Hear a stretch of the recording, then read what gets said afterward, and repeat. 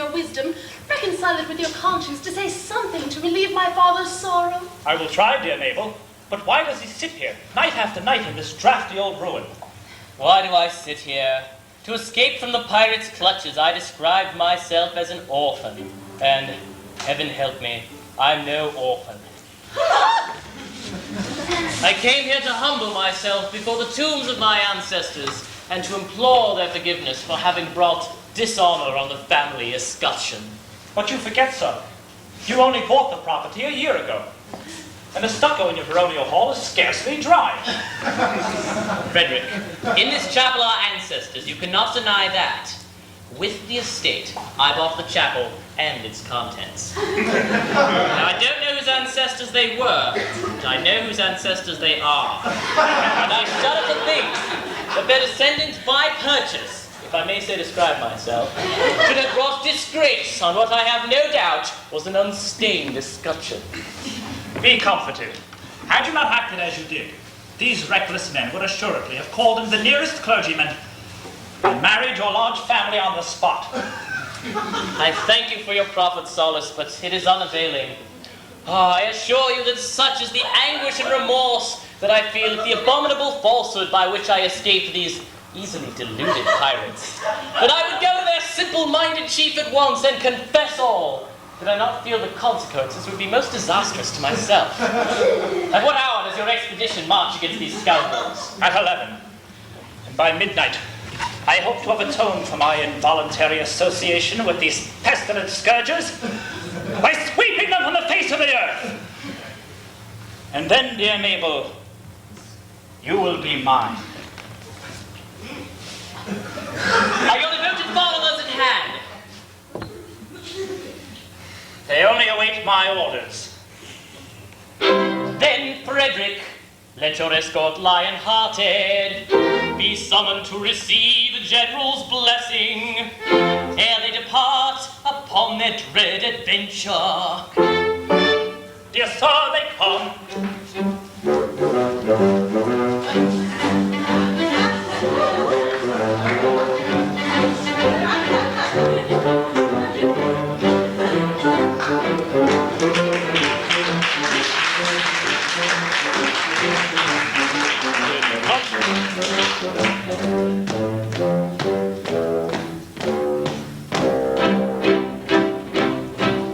When the foeman dares to steal, in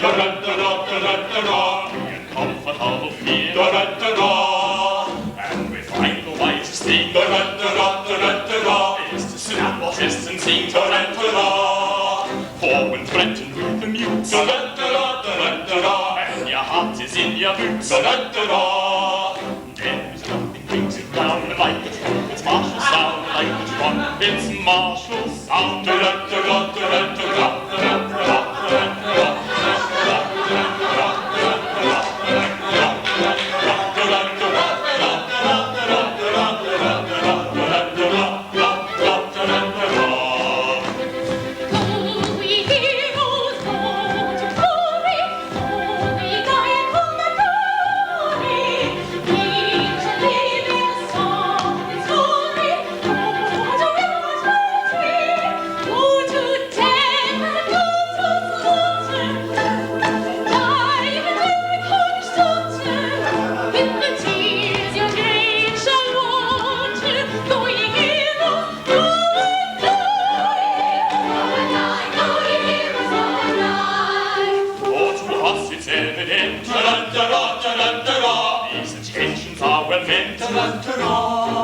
Such expressions don't appear calculated men to cheer. Oh, but why to meet their fate in a highly nervous state? Still to us it's evident these attentions are meant.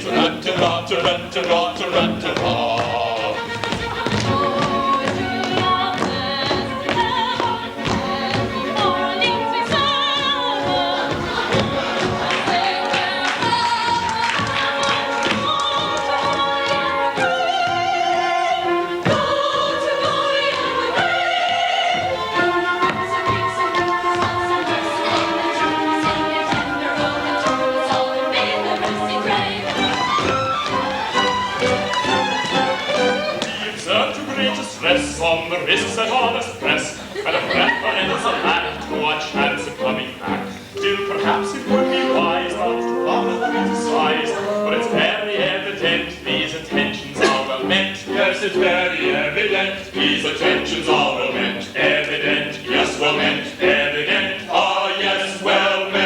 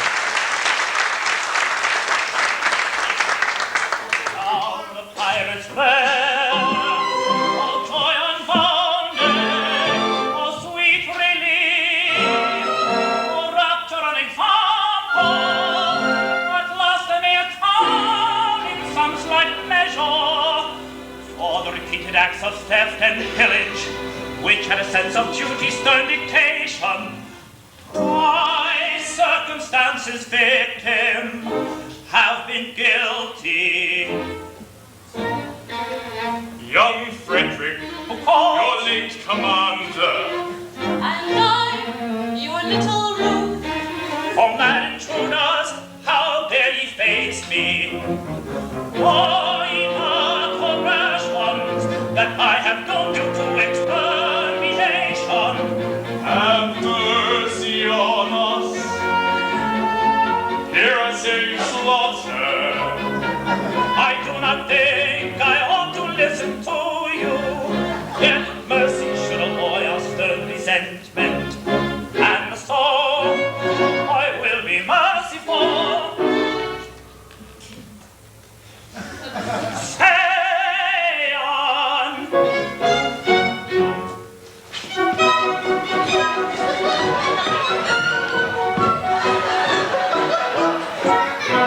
When you had left a pirate hole, we tried to raise our spirits faint according to our custom, with pipes and quavels strained. But all in vain, the quips we heard, we lay and sobbed upon the rocks, until to somebody occurred a startling paradox. A paradox. A paradox, the most ingenious paradox. We pipes and quavels heard in rocks that bound to meet this paradox. Paradox, a paradox, a most ingenious paradox. This paradox. We knew your taste for curious quips, for cranks and contradictions queer, and with the laughter on our lips we wished you there to hear. We said if we could tell it him, how Frederic would the joke enjoy, and so we first closed my pen and to tell it to our boys. This paradox. That paradox, that most ingenious paradox, the quips and quibbles heard in flocks, but none to meet this paradox. Paradox, a paradox, a most ingenious paradox. This paradox.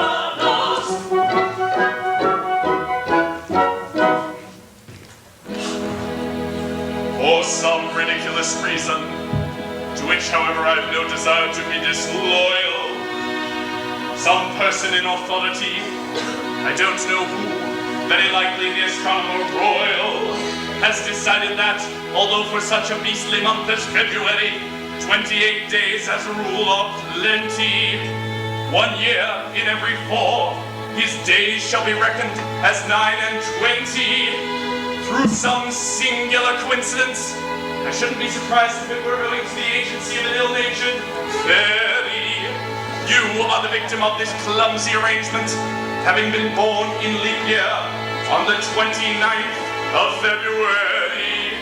And so, by a simple arithmetical process, you'll easily discover that though you've lived 21 years, yet, if we go by birthdays, you're only 5 and a little bit over. Dear me, let's see. Yes, yes, with yours my fingers do agree. Ha ha ha ha ha ha. How quaint the ways of paradox, at common sense she gaily mocks. Though counting in the usual way is 21 I've been alive. Yet reckoning by my natal day,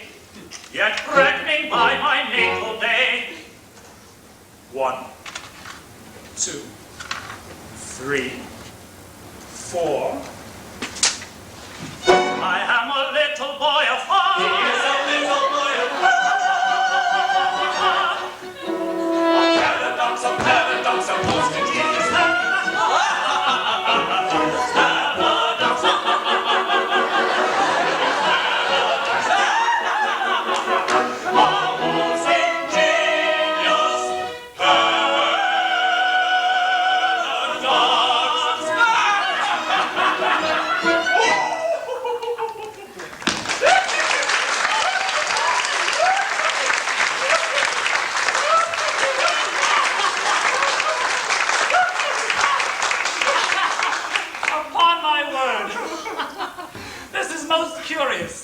most absurdly whimsical. You are glad now that you spared us, I'll be bound. You would never have forgiven yourself when you discovered that you had killed 2 of your comrades. My comrades? I'm afraid you don't appreciate the delicacy of your position. You were apprenticed to us. Until I reached my 21st year. No. Until you reached your 21st birthday. And going by birthdays, you are as yet only 5 and a quarter. You don't mean to say you're going to hold me to that? No, we merely remind you of the fact and leave the rest to your sense of duty. Your sense of duty. Well, don't put it on that footing. As I was merciful to you just now, be merciful to me. I implore you not to insist on the letter of your bond, just as the cup of happiness is at my lips. We insist on nothing. We content ourselves with pointing out to you your duty. Your duty? Well, you have appealed to my sense of duty.